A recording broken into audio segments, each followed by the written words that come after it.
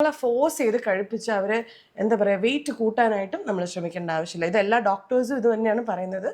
പിന്നെ കുറേ നമ്മൾ ഫോഴ്സ് ചെയ്ത് കരഞ്ഞ് അടിയൊക്കെ കൊടുത്ത് ഫുഡ് കഴിപ്പിക്കുന്ന പേരൻസ് നമ്മൾ കണ്ടിട്ടുണ്ട്. എന്താ പറ്റുമെന്ന് വെച്ചാൽ അവർ അന്ന് കഴിക്കും, 2 ദിവസം കഴിക്കും, പിന്നെ പിന്നെ അവർക്ക് ഫുഡെന്ന് കേൾക്കുമ്പോഴേ അവർ ഓടും. അവർക്കതൊരു നെഗറ്റീവ് മെമ്മറി ആയിട്ട് മാറാൻ ചാൻസ് ഉണ്ട്. അതുകൊണ്ട് ഇപ്പം നിലു ആണെങ്കിൽ ഞാനും ഫോഴ്സൊക്കെ ചെയ്യാറുണ്ട്.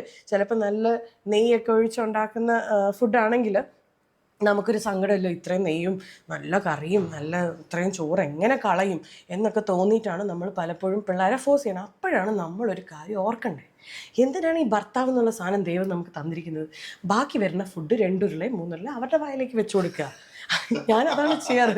ഓക്കെ ഓക്കെ അല്ലേ ശ്രീനി? അപ്പൊ ശ്രീനി ഇങ്ങനെ പറയും എൻ്റെ ഡയറ്റ്. ഞാൻ പറയും ഡയറ്റ് വായ തുറന്നേ.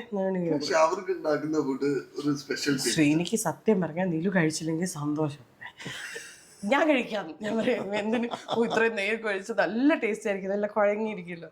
അപ്പോൾ നമ്മൾ